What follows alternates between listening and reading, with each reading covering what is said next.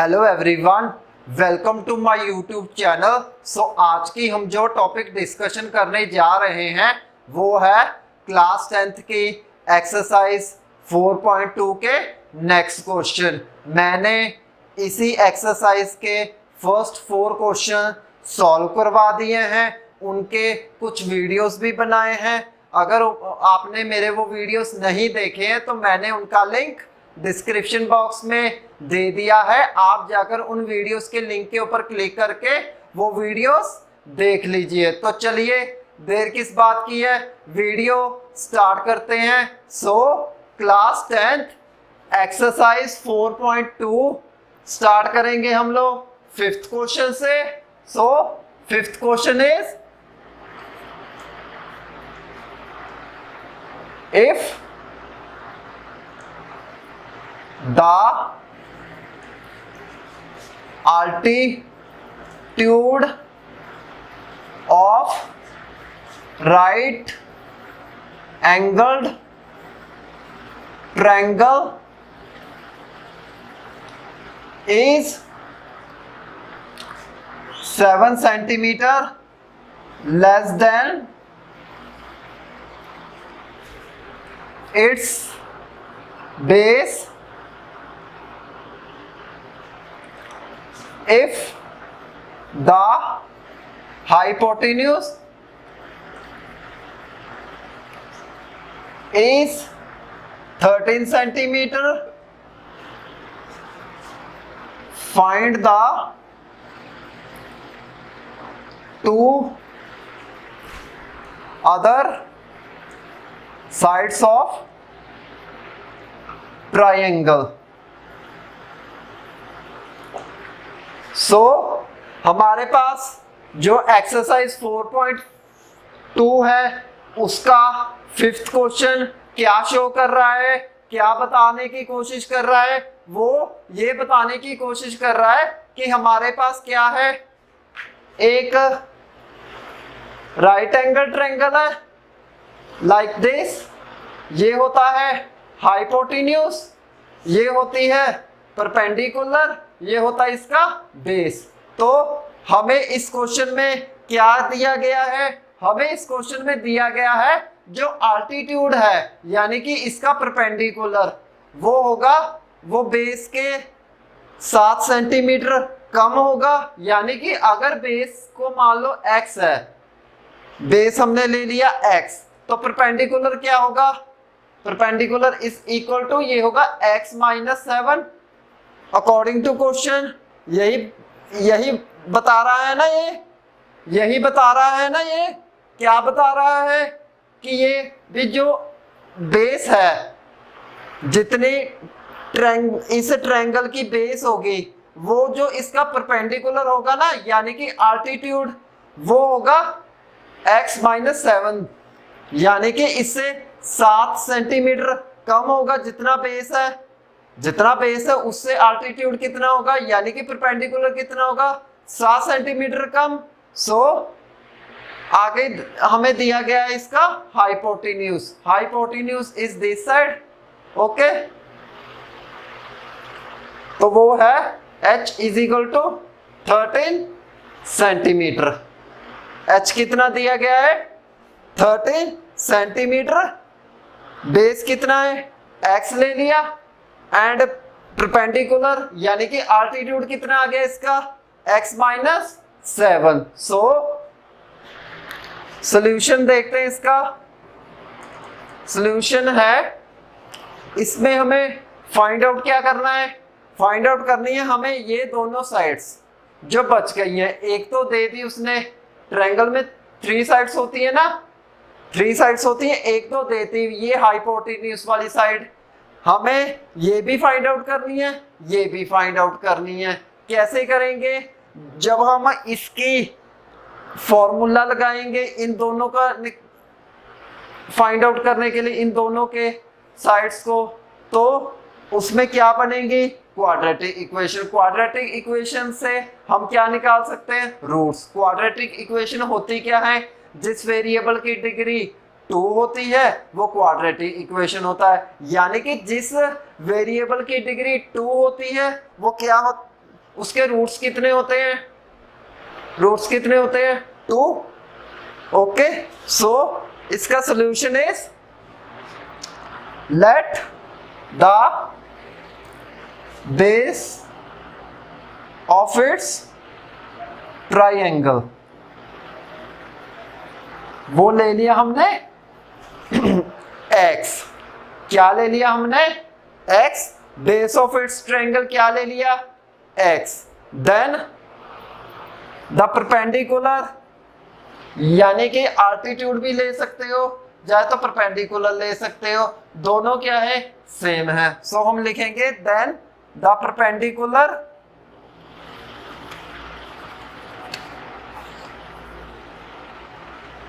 Of its triangle, ये हो गया x सेंटीमीटर, ये कितना था?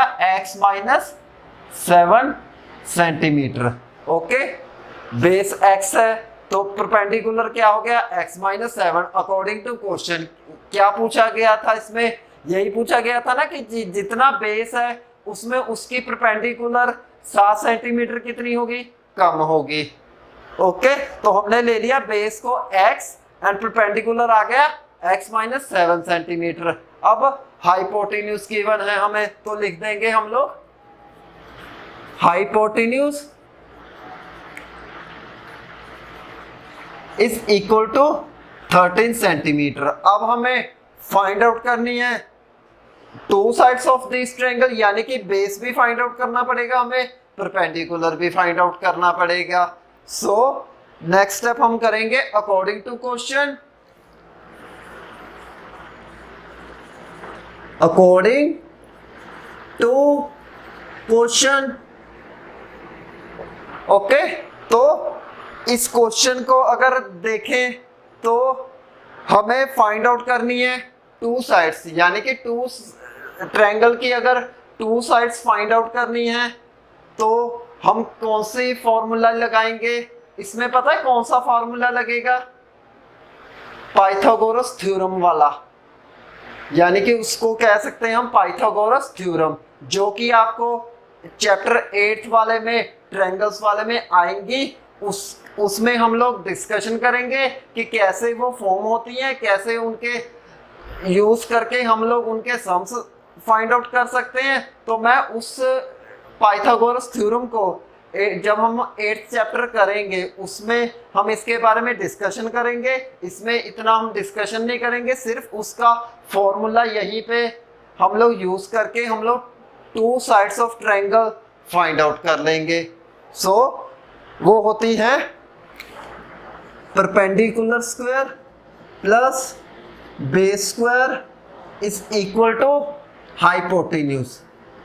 ओके, तो हमने ले लिया P को परपेंडिकुलर, P फॉर परपेंडिकुलर, उसकी स्क्वायर ले ली, देन B यानी कि B for base in terms of triangle, तो B क्या हो गया? बेस, यानी कि उसको भी स्क्वायरिंग कर ली। And next is hypotenuse, H for hypotenuse, वो भी ट्रायंगल में इन्वॉल्व होता है, तो हम लोग उसको लिखेंगे H को हाइपोटेन्यूज का स्क्वायर करके। तो हमारे पास आ गई P square plus B square plus equal to H square, यानी कि ये हो गया formula to find the sides of the right angle triangle. Okay, ये हम चैप्टर 8 में पढ़ेंगे, उसके बारे में डिस्कशन करेंगे। सो नेक्स्ट स्टेप इज हम इसमें से अब वैल्यूज पुट करेंगे। वैल्यूज पुट करने के बाद हमारे पास आ जाएगी क्वाड्रेटिक इक्वेशन। क्वाड्रेटिक इक्वेशन को हम लोग क्या करेंगे? सॉल्व करेंगे। तो सॉल्व करने के बाद हमारे पास टू रूट्स आ जाएंगी, तो दैट मीन्स हमारे पास बेस भी आ जाएगा, परपेंडिकुलर भी आ जाएगा। सो हम लोग लिखेंगे P स्क्वायर को लिखेंगे x square plus x minus 7 square is equal to 13 square. Okay, क्या लिखेंगे? x square plus x minus 7 square is equal to 13 square. ये हम लोग आ गया हमारे पास।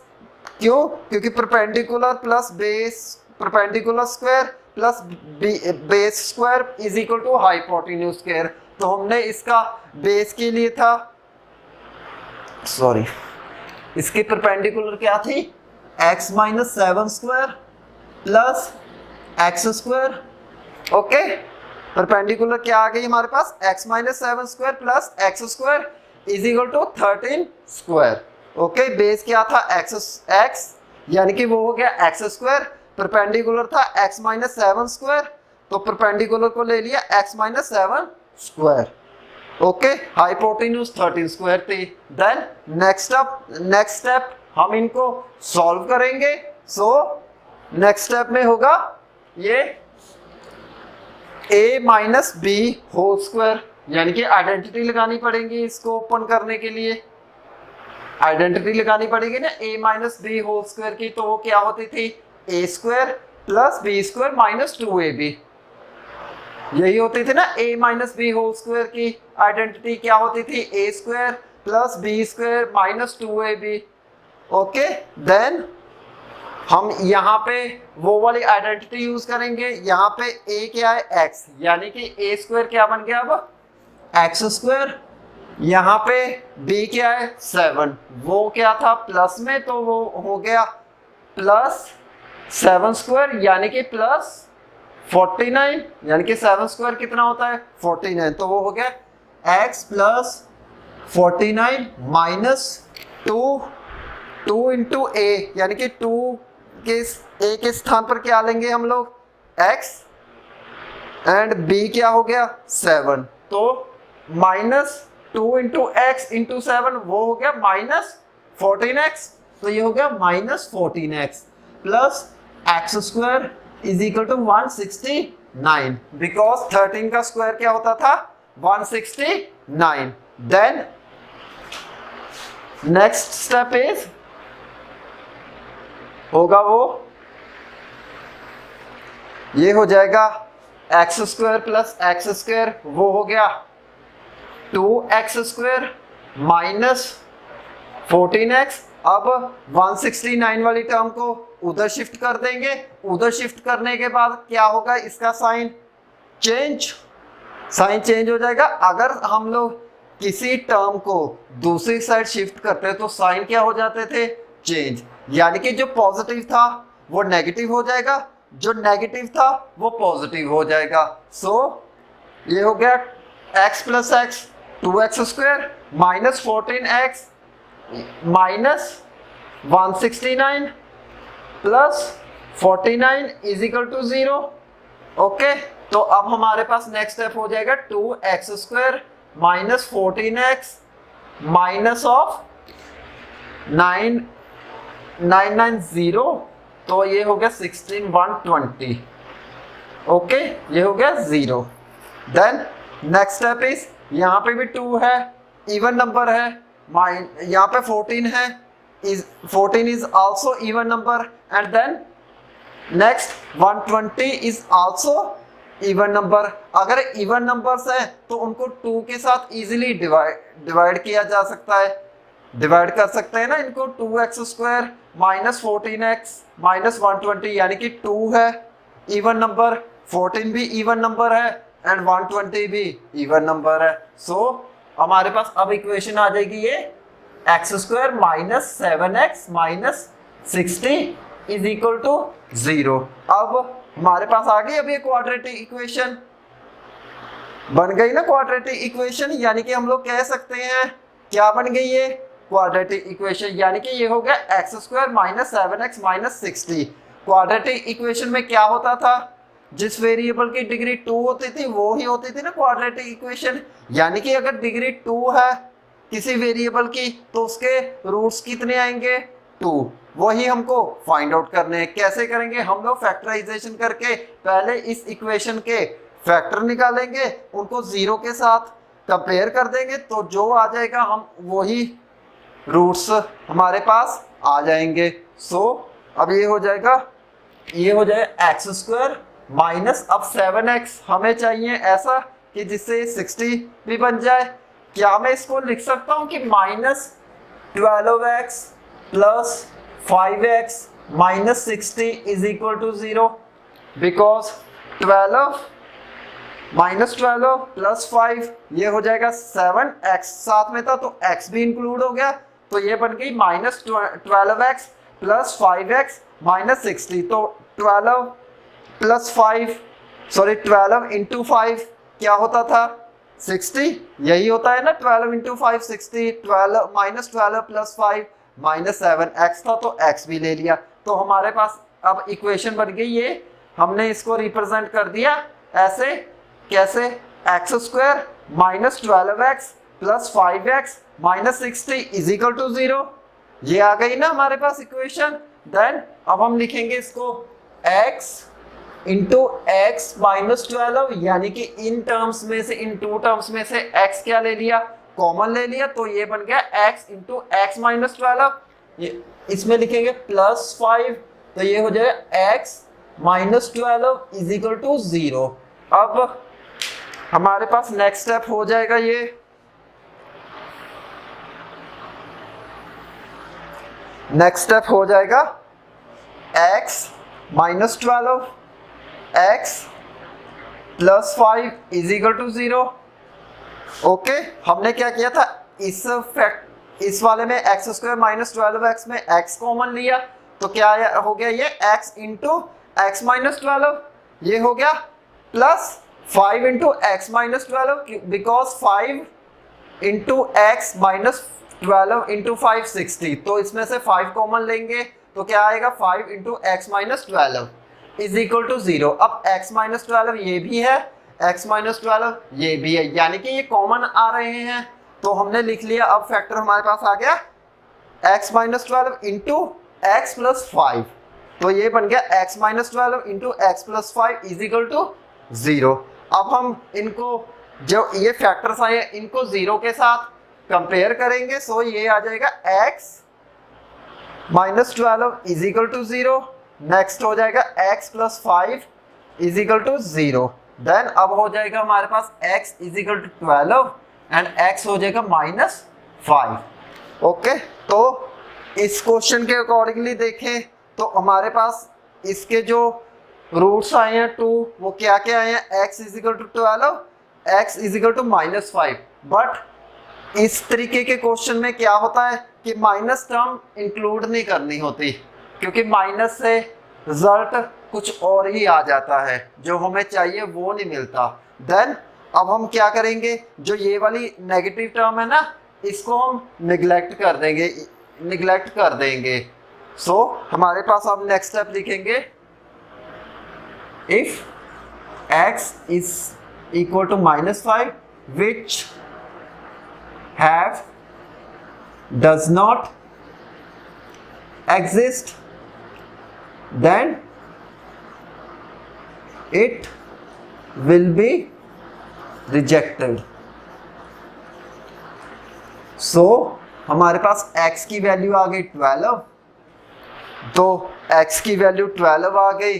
सो नेक्स्ट हो जाएगा हमारे पास, यानी कि अगर x की वैल्यू 12 आ गई तो बेस कितना हो गया 12, परपेंडिकुलर कितना हो गया 12 माइनस 7 दैट इज 5 सेंटीमीटर, यानी कि बेस आ गया 12 सेंटीमीटर एंड परपेंडिकुलर आ गया हमारे पास, यानी कि आल्टीट्यूड कितना आ गया 5 सेंटीमीटर। सो लिखेंगे हम लोग hence the base of right angle triangle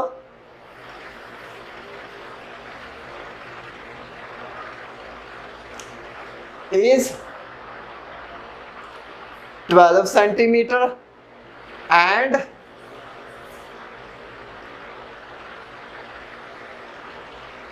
the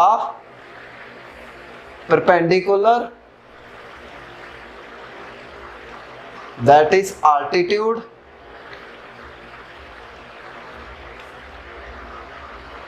of right angled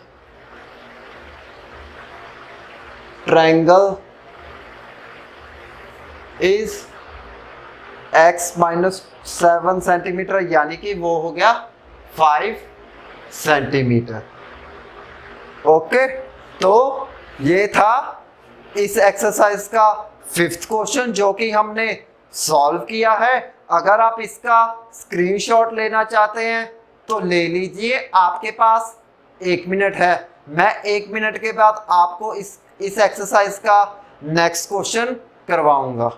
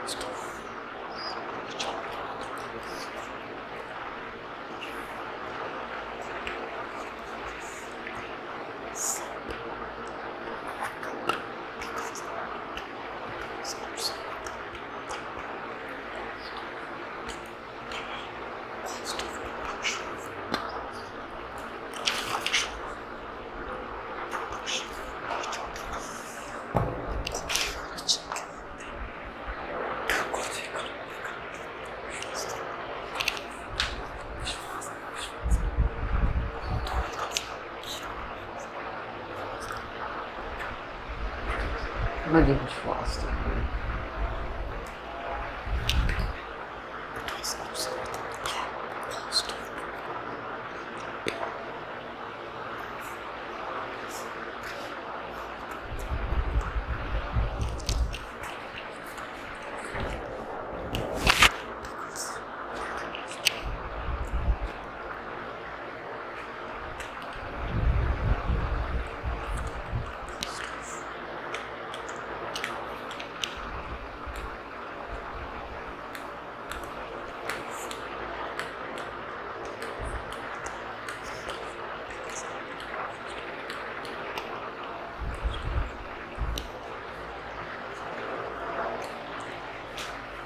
I hope आप लोगों ने इसका स्क्रीनशॉट ले लिया होगा। तो चलिए अब इस एक्सरसाइज का नेक्स्ट क्वेश्चन सॉल्व करते हैं जो कि होगा 6th क्वेश्चन। ये इस एक्सरसाइज का लास्ट क्वेश्चन है। So exercise 4.2 6th question is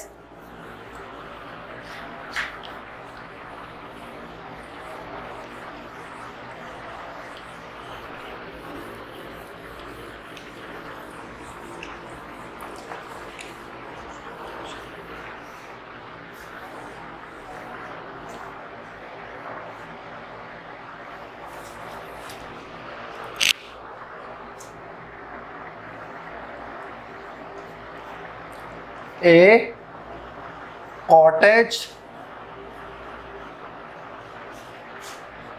industry produces a certain number of poetry articles in a day. It was observed that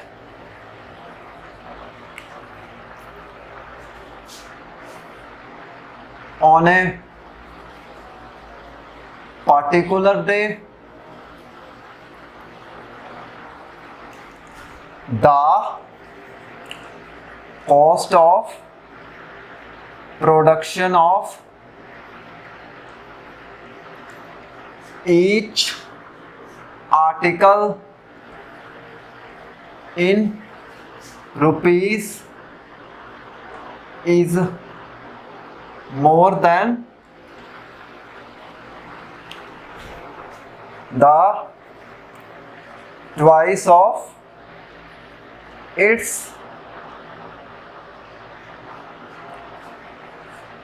number of articles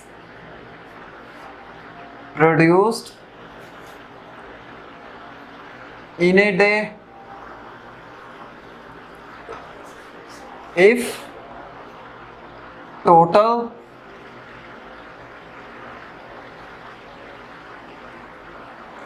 if the total cost of production of each article is ₹90 on that day, find the number of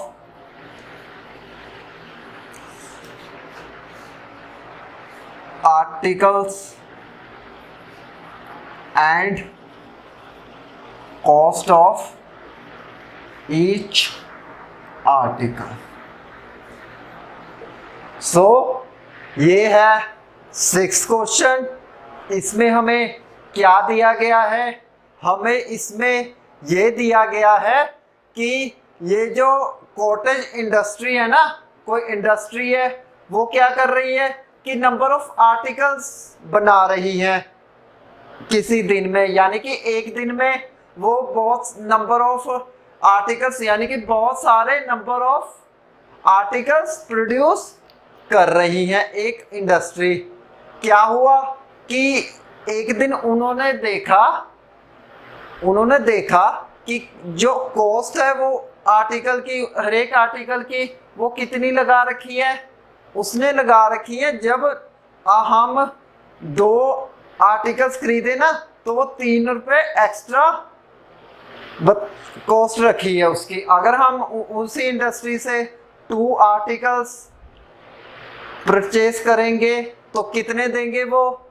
3 is 3।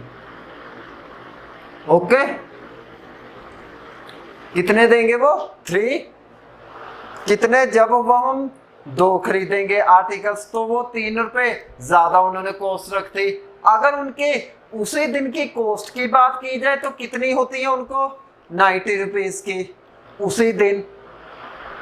उसी दिन कितनी होती है? ₹90 की, जब वो हम articles की कॉस्ट उनकी बनती है उस दिन की। सो हमें वो कॉस्ट फाइंड आउट करनी है हर एक आर्टिकल की और number of articles find out करने इसमें। सो इसमें भी सिंपल फंडा वही लगेगा जो हम पिछले क्वेश्चंस में कर रहे हैं। ओके, इसमें भी हम लोग क्वाड्रेटिक इक्वेशंस बनाएंगे। क्वाड्रेटिक इक्वेशंस बनाने के बाद उनके रूट्स फाइंड आउट करेंगे। जब रूट्स फाइंड आउट हो जाएंगे तो हमारे पास आ जाएगा number of articles and cost of each article. So solution देखते हैं इसका। Solution it, let the number of articles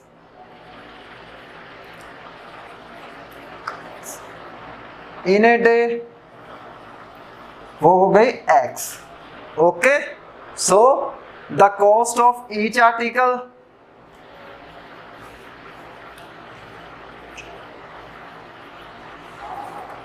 वो हो गई 2x + 3। ओके, तो अगर नंबर ऑफ आर्टिकल्स x है यानी कि वो एक दिन में नंबर ऑफ आर्टिकल्स कितने बना रही हैं? x। तो अब हमारे पास आ गया जो उनकी कॉस्ट है। जब उन्होंने देखा कि कॉस्ट कितनी वो लगा रहे हैं, जब हम 2 आर्टिकल्स खरीदेंगे ना तो वो ₹3 ज्यादा में देंगे वो आपको।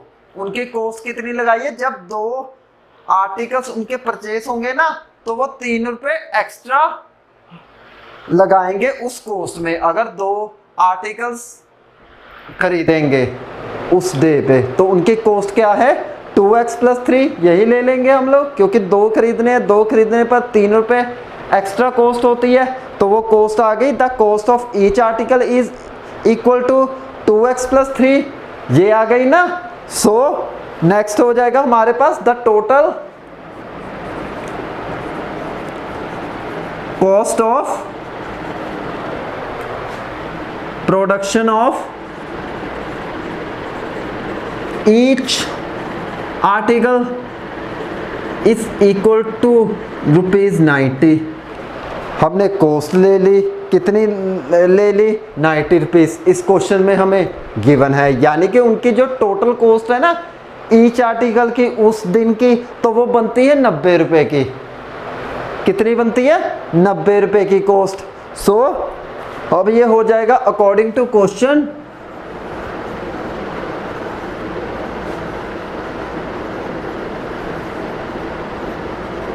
मीन्स हमें फाइंड आउट करना है number of articles and cost of each article. So अगर हम अकॉर्डिंग टू क्वेश्चन ले तो क्या कह रहा है कि the cost of production of each article is 3 more than the twice of its article produce on a day, यही ले रहा है ना। तो ये हो जाएगी x into 2x plus 3 is equal to 90, ये हो जाएंगी ना x into 2x plus 3 is equal to 90, क्योंकि यही दिया हुआ है, उसने ऑब्जर्व किया उसी डे का, हमें एक दिन में नंबर ऑफ आर्टिकल्स निकालने तो कॉस्ट निकालने, तो हमने क्या कर लिया प्रोडक्ट कर लिया। कैसे, इस सिचुएशन के अकॉर्डिंगली ये वाली, it was observed that on a particular day the cost of production of each article in rupees is 3 more than the twice of its number of articles produce in a day. Okay, तो इस accordingly हम देखें तो अगर number of articles एक दिन में इतने बनते हैं तो कॉस्ट उनकी इतनी लगा रखी है, तो हमने क्या कर लिया दोनों का प्रोडक्ट ले लिया, प्रोडक्ट लेने के बाद वो कितना दिया 90 रुपीज़। ओके, क्योंकि बनते हैं number of articles in a day, अब उनकी कॉस्ट भी है एक दिन की, तो कितनी बनी 90, तो cost into number of articles is equal to क्या बन गया 90। ऐसी स्टेटमेंट बन रही है ना अकॉर्डिंग टू क्वेश्चन, अगर देखें तो यही फॉलो हो रहा है ना सीक्वेंस। तो क्या हो गया ये x into 2x plus 3 is equal to 90, ये हो गया। देन नेक्स्ट स्टेप इज ये हो जाएगा 2x square plus 3x is equal to 90। क्या किया हमने, x को अंदर मल्टीप्लाई कर लिया, तो ये बन गई 2x square plus 3x is equal to 90। अब हम क्या करेंगे, जो 90 है उसको इधर शिफ्ट कर लेंगे, 90 वाली टर्म को इधर शिफ्ट कर लेंगे, तो क्या होगा इसका साइन चेंज होगा, पॉजिटिव में तो नेगेटिव हो जाएगा। देन ये हो जाएगा 2x square plus 3x minus 90 is equal to 0। Okay, ये हो गया इज इक्वल टू 0। अब हमारे पास इक्वेशन आ गई ये 2x square plus 3x minus 90 is equal to 0, ये आ गई ना। अब हमें इसके रूट्स फाइंड आउट करने होंगे। ये क्या कर रही है, ये क्वाड्रेटिक इक्वेशन को फॉलो कर रही है ये इक्वेशन, क्यों, क्योंकि x क्या है वेरिएबल है, उसकी डिग्री क्या है 2 है। अगर डिग्री 2 है तो वो क्या होती है क्वाड्रेटिक इक्वेशन, यानी कि इनके रूट्स कितने आएंगे 2। देन नेक्स्ट स्टेप इज ये हो जाएगा 2x square plus 3x minus 90, तो ये हो जाएगा 2x स्क्वायर 2 इंटू 90 180, तो ये हो जाएगा 2x स्क्वायर प्लस हमें 180 इस टर्म में बनाना होगा कि वो 3x भी बन जाए 180 भी बन जाए, प्रोडक्ट में हमें 2 टर्म्स चाहिए ऐड करके, तो वो बनेंगी, इसको लिख सकता हूँ कि plus 15x minus 12x minus 90 is equal to 0, because 15 into 12 sorry ये आएगा प्लस माइनस प्लस 3x, हाँ ओके, ये हो गया 2x square plus 15x minus 12x minus 90 is equal to 0, ये आ जाएगा ना, ये आ जाएगा ना हमारे पास। तो अब हम क्या करेंगे, कि ये नेक्स्ट स्टेप हो जाएगा हमारे पास 92x plus 3 into x 2x square plus 3x is equal to 90, तो 90 ओके सब ओके। अब हम क्या करेंगे, इनमें से कॉमन निकाल लेंगे, तो हम लोग लेंगे इनमें 2x square minus 12x plus 15x minus 90 is equal to 0। ये हम लोग मैंने क्या किया, रिप्रेजेंट कर दिया 2x square minus 12x plus 15x minus 90x, इनको इस ढंग से शिफ्ट कर लिया। इनके हमारे पास इनके क्या आ गए अब फैक्टर्स, यानी कि ये क्या रिप्रेजेंट हो गया अब 2x square minus 12x plus 15x minus 90 is equal to 0। अब इसमें से 2x क्या निकाल लो, कॉमन निकाल लो, तो ये होगा 2x minus x minus 6 plus 15, ये हो गया x minus 90 is equal to 0, sorry x minus 6, because 15 into 6 क्या हो जाए 90, तो ये हो गया 15 इंटू, क्योंकि 15 कॉमन लिया तो ये होगा 15 इंटू एक्स माइनस 6, इसमें से 2x कॉमन लिया तो 2x इंटू एक्स माइनस 6, ये हो गया ना। देन ये हो नेक्स्ट स्टेप हो जाए x minus 6 and 2x plus 15 is equal to 0। तो फैक्टर्स क्या कॉमन आ गए, x minus 6 and next factor कौन सा आएगा 2x प्लस 15, तो ये हो जाएगा x minus 6 and 2x plus 15 is equal to 0। अब इनके हमें रूट्स फाइंड आउट करने हैं। रूट्स फाइंड आउट करने के लिए हमें क्या करना होगा, इनको 0 के साथ कंपेयर करना होगा। देन ये हो जाएगा x minus 6 2x plus 15 is equal to 0। x हमारे पास आ गया x is equal to 6 and x हमारे पास ये आ गया माइनस 15 अपॉन 2। ओके, तो x क्या आ गया 6, x नेक्स्ट क्या आ गया रूट x का, वो आ गया x is equal to minus 15 upon 2। अब माइनस वाली टर्म हम लोग निगलेक्ट कर देंगे, क्योंकि इस टाइप के क्वेश्चन में ये एग्जिस्ट ही नहीं करती, क्योंकि हमें माइनस वाला चाहिए ही नहीं। क्योंकि हम लोग क्या कर रहे हैं, number of articles find out कर रहे हैं ना, कि कितने से कितने वो बना रही हैं, यानी कि उस प्रोसेस में क्या हो रहा है, एडिशन हो रही है। बट हमारे पास एक रूट क्या आ गया नेगेटिव, तो वो अगर नेगेटिव लेंगे तो वो क्या हो जाएंगे, घट जाएंगे। इसलिए हमें ऐसे रूट लेनी होगी जिसमें क्या एडिशन हो रही हो, यानी कि हमें x का only x is equal to 6 ही कंसीडर करना पड़ेगा, उसको क्या करना पड़ेगा, निगलेक्ट। सो नेक्स्ट स्टेप हो जाएगा ये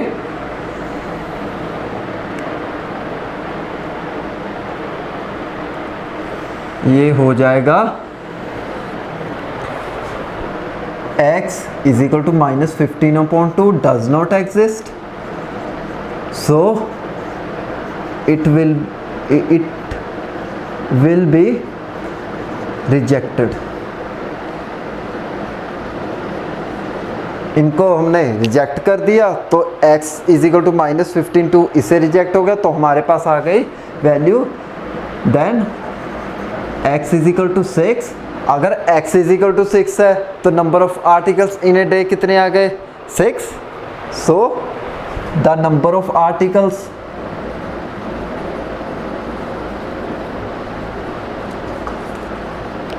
इन ए डे वो हो गए 6 and the cost of each article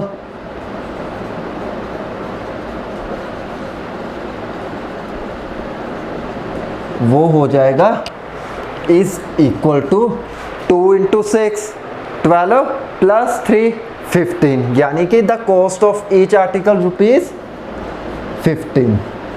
तो ये था 6th क्वेश्चन जो कि हमने सॉल्व किया है, ये इस एक्सरसाइज का लास्ट क्वेश्चन था, और इसी के साथ ये एक्सरसाइज भी कंप्लीट होती है। और साथ साथ मैं आपको ये बात बताना चाहता हूँ कि मैं अपना ये वीडियो अब यहीं पे फिनिश करता हूँ। आई होप आप लोगों को मेरा ये वीडियो पसंद आया होगा। अगर आपको मेरा ये वीडियो पसंद आया है तो इसे लाइक, शेयर एंड सब्सक्राइब करना ना भूले और आने वाली बेल आइकन की नोटिफिकेशन को भी ऑन कर ले ताकि आने वाली मेरी हर वीडियो की नोटिफिकेशन आपके मोबाइल स्क्रीन के ऊपर आ जाए। और सबसे महत्वपूर्ण बात जो मैं आप सभी भारतवासियों से कहना चाहता हूं, प्लीज मास्क पहनते रहें, सोशल डिस्टेंसिंग का पालन करते रहें और समय समय से हाथ धोते रहें। गवर्नमेंट की गाइडलाइंस को जरूर फॉलो करें। इसी के साथ love you to all, thank you very much.